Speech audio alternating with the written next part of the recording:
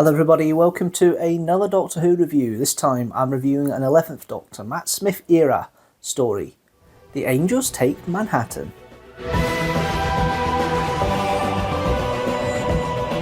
This is a revived series story, so I don't have a television companion. So here's my summary of the plot for this story. The Doctor, Amy and Rory have arrived in New York, and the Doctor is reading a mystery book called Melody Malone, and it seems that the book includes them in the story. Travel back to 1938, where Rory has been zapped by the Weeping Angels, and around a building called Winter Key, the Angels have took over the building, and it's become a farm and a feeding ground for all the time energy they want from the people they capture, zapping them back in time, feeding off the time energy, and then drawing them back in at the same time again to do it all over again. Joining them is River Song, who's vortex manipulated into the situation. And initially, when she's been doing her inquiries, she gets caught by an angel who grabs her wrist. The Doctor realises from Amy reading a passage from Melody Malone earlier on that something gets broken, and the Doctor realises it's River's wrist. River manages to escape herself, but breaks her wrist in the process, while Amy looks for Rory in the house.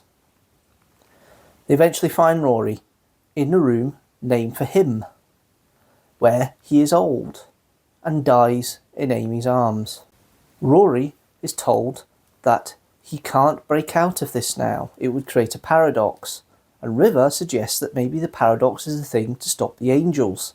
Rory then tries to escape the room and ends up being pursued up to the top, where he decides to jump off. Amy stops him and joins him. They both jump off and the paradox is created, killing the angels. The timeline around New York is completely messy in 1938 now, so the Doctor can never go back there. They arrive in a cemetery on the outskirts of the city, and Rory notices a gravestone with his name on it. As he looks, an angel zaps him back in time, and the gravestone reveals his age. Amy, not willing to leave Rory alone and wants to be with him, ends up being zapped as well, and the Doctor is left distraught along with River by the TARDIS. The book, earlier on, had been written by River Song and sent for Amy to publish, and River had inferred that Amy leaves a foreword for the Doctor to read at the end. But the Doctor doesn't tend to read the last page. He rips them out and throws them in the bin, because he doesn't like endings. In this case, though, the Doctor goes back and Amy reassures the Doctor that all is fine. Okay, The Angels Take Manhattan by Stephen Moffat. The last appearance of Rory and Amy in the series, and it kind of falls into his trap of killing companions, but not killing companions. He doesn't seem to want to do the final job and just completely get rid of them. There's always some sort of way round he gets round of them being there. So let's go into the cast first of all, then we'll go at the good bits and bad bits of the production, and of course some of the crew as well. We start off with the Doctor, played by Matt Smith. I'm not sure at this point whether he's just playing the high notes and just bumbling along. I don't know if the script really gives him much to work with. There's a bit of timey-wimey in there. I mean, it's performed well by Matt Smith, it always is. None of the Doctors have any issue like that, but I do get the sense sometimes that what Matt Smith does, doesn't come across as the coolest. There seems to be a problem in this season where Matt Smith is running through the motions a lot of the time. I don't know why, it just seems to be the situation where he runs through the motions a bit more. The character's kind of established, it's written very lightly, and it's down to Matt Smith to use his acting muscle to make the character shine on screen, and I think this is one of the reflections again of that working. However, it is tempered by strong writing for Amy and Rory, again leaning on Karen Gill and Arthur Darvill's performances in here, and all three of them are fantastic. It's a lovely little crew. Amy's headstrongness comes through all the way through, seems to be the only one that seems to give the Doctor purpose and thought, and actually stands up to him a few times in the story as well, which is actually quite interesting. Rory is quite nice. I quite like the quip he said near the end, saying I've died multiple times already when he goes for the paradox. It doesn't really matter because it's true. they play on that factor. And of course Rory dies again in the story. It's kind of like they can't not kill Rory off at some point in this story, in this era. So the fact they finally go and finally live out their days in old age back in the past makes things feel a lot better. Of what I understand, they go back to 1938 and live their lives until they die, probably in the 80s. The nice little touch I liked about this time is it's quite obvious that the two of them are supposed to be playing a bit older.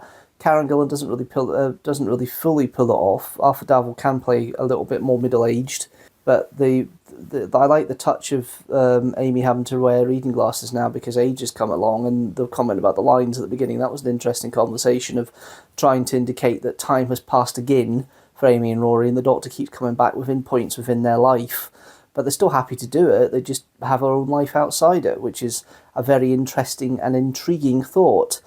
We then have Alex Kingston playing River Song.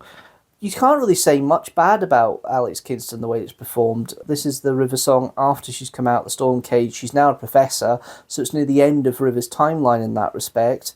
So it's probably before... Well, I know it's before the towers and before, obviously, the library, but it's getting close to the end now, which is interesting, and how that all works out. And it's nice that the time jump is still there and the elements there, although it's just touched upon. It's not forced down at any point. But it comes across to the four of them as a very comfortable cast, very comfortable what they're doing. They know their roles, they know how to play them, and the four of them together work really well. I think the weakest of the four is probably the writing for the Doctor to an extent. Don't get me wrong, Matt Smith is great, but I think there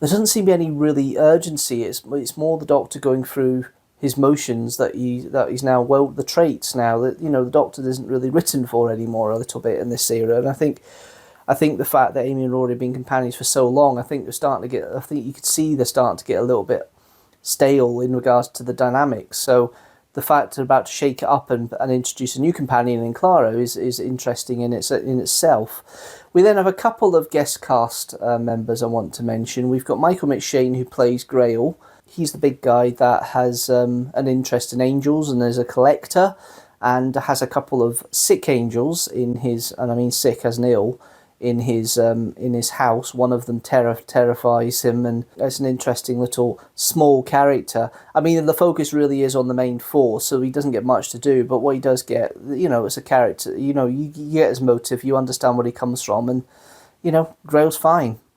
The other one I would say that probably does have any sort of interest is Sam Gardner, the detective at the beginning of the story, played by Roberto David, or Rob David as he's named in the story.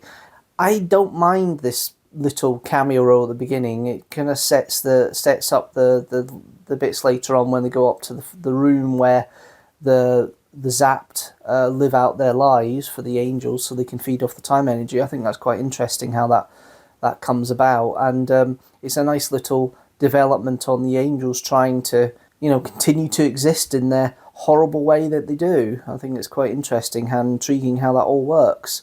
We'll go into the production and the good bits and the bad bits. The good bits, the timey-wimey element makes sense in this one for me. The whole fact of the going back, there's kind of like a paradox, and the TARDIS just bounces straight off 1938 New York and has to use River as a guide to get through to 1938 New York to help save the day and get Rory back. It's an interesting discussion and an interesting plot line and plot through line for that. I think that's quite well done. I think they are basing character work a little bit more, although as I say, there's not really much character to the Doctor. It's more the relationship between Rory and Amy and River more than anything else. And it's like a group that are comfortable, and it's kind of like a very lightly scripted one. So writing wise, it's okay. It's a nice watch, but it's not something that's really deep. You could follow it quite easily, and you're cramming a lot into 45 minutes really, and it's light on that because of that. And I think it's seen as more like the whole point at the beginning of the season was supposed to be 5 movie feeling stories. Power of 3 has that until the last act. The other stories around it have that too. Angels Take Manhattan is seen as the swan song for Rory and Amy, and focuses on that and the end more than anything else than really giving a big cinematic experience. So it's kind of like a standalone episode in its own in regards to the style, because it's not really as big an epic as the previous 4 in this season. So it's it's interesting, but it's not anything I would necessarily, watch avidly every time. It's something I would probably drift in and out of a little bit, I think, because it's just one of these stories that you need to be in a slight mindset to watch it. It's a little bit take your brain out at times. It's directed lovely. I think Nick Curran does a brilliant job with the direction. I love the fact they use all the traits of the angels, where they play with light, and the fact you've got these baby angels is a nice little touch. And they can scurry about and you hear them giggling away. That's an interesting fact. You've still got the good bog standard angels, the ones that we all know are in there as well. But it kind of makes the angels seem less scary because they keep coming back now, and the potency of they have in Blink and the stories they come in slightly after is being lost every time, and it's just getting worse and worse.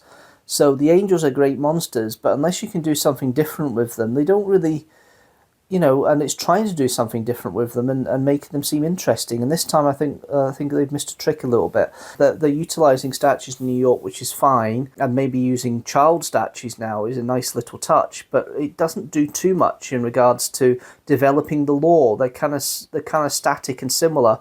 Which I suppose all successful monsters in Doctor Who have that similar some sort of idea. The Cybermen are always looking to upgrade humans. The Daleks always at world conquest. The Santara's always got the War of the Rutans. All the major monsters, and I would say the Weeping Angels are a major monster in the series in that respect now, all have this kind of, their effectiveness is diminished every time they come about unless you put something new or play on the characters a bit more. But because the Weeping Angels don't really talk, it's difficult to develop a deeper character for them sometimes, and it shows in this one, I think, a little bit more than it does the others. The music by Murray Gold, it's not bombastic really, it just covers everything it needs to cover. It doesn't have I Am the Doctor at any point, which is nice, because it's quite a regular theme music at this point. It focuses more on Rory and Amy and their theme, and I think he's punctuated it more to keep the tension going than actually bombastically overwriting some of the intensity that you get with the action. He doesn't heighten it, he doesn't make it worse. He's just there to help keep it going, and it works for that. It's a difficult story really to put a proper review in regards to what it's not something I can really get my teeth into in that respect. And I was going to give it a rating of 3.5 TARDISes out of 5, but do you know what? It is more take your brain out, it is more meh. It's definitely not Warriors of the Deep bad. It's standard. But I would probably give it a rating of 3 TARDISes out of 5. Okay, let's see how that story stacks up with the rest of the stories I reviewed for the Matt Smith era so far, and also how it stacks up with the rest of the stories I reviewed for the TV series so far as well. The Angels Take Manhattan sits in with 5 other stories rated 3 TARDISes out of 5 in the Matt Smith era. They are The Name of the Doctor, Nightmare in Silver, Hyde, The Power of 3, and Dinosaurs on a Spaceship. And the highest rated 11th Doctor story is The Day of the Doctor, with 4.5 TARDISes out of 5. Overall at the bottom is 3 stories on 2.5 TARDISes out of 5. They are Timelash, Sleep No More and Warriors of the Deep. And The Day of the Doctor is just one of 7 stories with 4.5 TARDISes out of 5. The other 6 are The Happiness Patrol, Inferno, The Caves of Androzani, The Tomb of the Cybermen, Dalek, and The End of Time. That's it from me for this review of The Angels Take Manhattan. What did you think about it? Leave a comment down below. Do you like it? Leave a comment down below. Are you not so fussed? Leave a comment down below. If you like this video, please like it and share it with the hashtag teamstructor. Also, if you like the channel as a whole, please hit that subscribe button and the notifications bell so you know when a new video comes out. General rule, new video every second Sunday at 4 PM GMT. And that's when I'm next back with a Kidstructor. And it's a singing kettle. Until then, guys, thanks so much for watching, and you know what? I'll see you later.